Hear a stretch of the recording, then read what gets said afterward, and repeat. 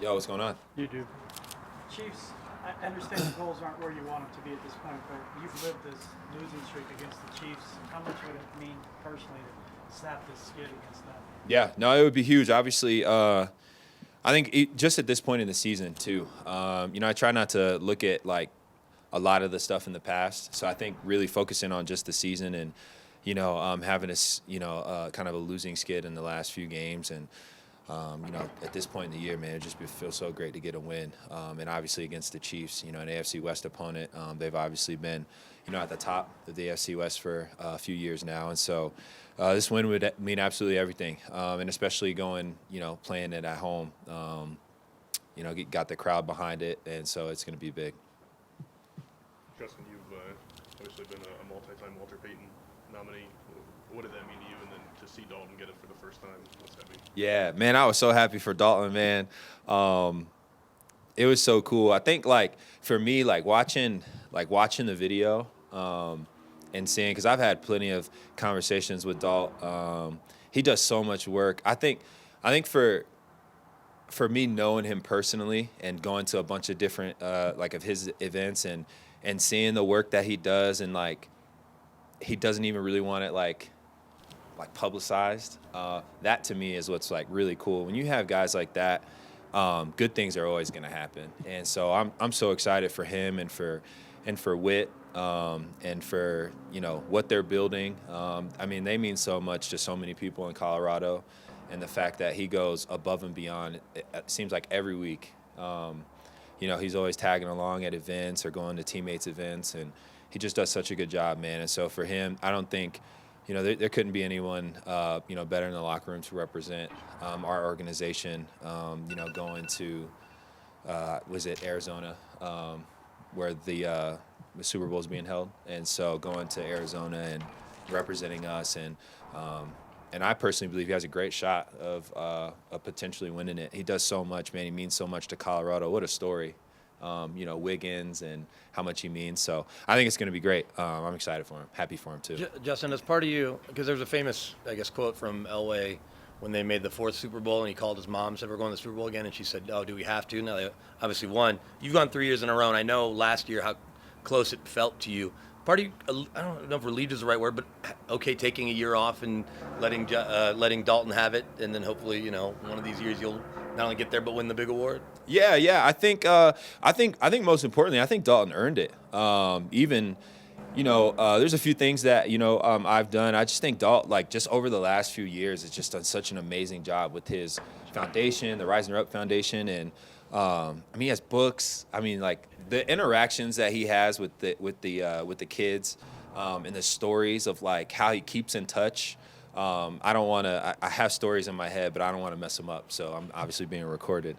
But he could tell you about it, and obviously he will. But it's just so cool, man. Seeing it like that inspires me. I'm like, yeah, I feel like I need to do more now. I can do a little bit more. So I'm excited for him. And yeah, the God is always in control, and so whatever the future may hold, it'll hold. I know, same for Dalton. I'm sure for all the Walter Payton Man of the Year nominees. You never do it for the recognition. So I'm always going to stay and continue to do great work in the community because for my wife and I, and like I said, I'm sure for Dalton, Witt, that's where our heart lies. Just serving others and being the hands and feet so we can just brighten others' days. Justin, with your 2 interceptions, you now tied Steve Atwater for the 4th most by safety in the Broncos organization. How much does that mean to be up there, and also specifically with Steve? Yeah, that's pretty cool. I didn't know that stat. It means a lot. I think anytime you're in the same sentence as Hall of Famer like Steve, there's obviously high praise there. So. That's really cool. I know I've always shared every time I talk about Steve, but he's meant so much to me and my growth, and just not only as a player, but just as a man, as a professional, as a husband. Just the little tidbits he gives me every time we're walking off the field, or I see him after the game, after a win, or even after a loss. He's been such a pillar in my life since I've stepped and stepped in here when I got drafted, and I can't be more thankful for him. So just to be in the same realm when you're talking about interceptions and obviously tying him with that is a tremendous blessing. So it's exactly what it is. Justin, when you've gone against Kelce so many times, it's almost like at the age he's getting to, there should be a decline. It looks like it's going the opposite direction. He's almost playing better. What is that? Is that the mental side of the game? What are you seeing on film that he's almost better now at this age than he was, say, 4 or 5 years ago? Yeah. No, he's a one-of-one talent. I think, asking my opinion, I think the things that he does best, almost better than any other tight end or receiver, for that matter, is he's so knowledgeable of the defenses that he's going up against, man, zone. Obviously, man, he's able to win the one-on-one matchups most of the time, but even in the zones, like, he's able to always find the soft spot of the zones and, like, finagle, if I could say, his way through and find the open spots. He knows exactly where to be, and I think it obviously helps having a quarterback like Mahomes, and they have such a rapport over the years of repping it, and they just have like a really good sync, to them, and so it's going to be it's always a challenge, when you go up against them, no matter who the surrounding pieces are.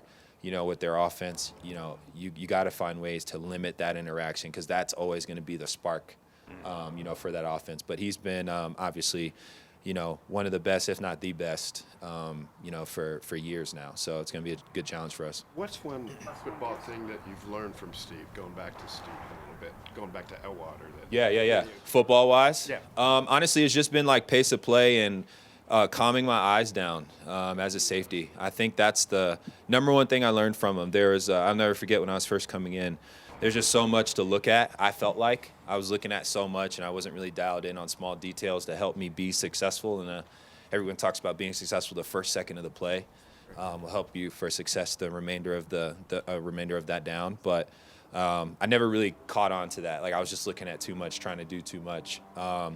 And Steve kind of broke it down, by coverage. Here's, not that and this is just a typical Steve quote, right? Like, not that I know, everything, but like, here's what I did when I played. Like, oh yeah, not that a Hall of Famer knows, football. But so I appreciated that, right? Because he broke down a few things, like, here's fire zones, cover threes, cover fours. Here's what helped me. Don't know if that's going to correlate. And I said, like, stuff like that, that I could relate to. Some of this stuff was a really great help. Some of it, I kind of put in my back pocket and figured out like a different way or whatever the case may be. But whatever it was always helpful to hear from someone of that stature, right, that I've always looked up to. So appreciative of him. Thanks, Justin. Thank you. Thank you, sir.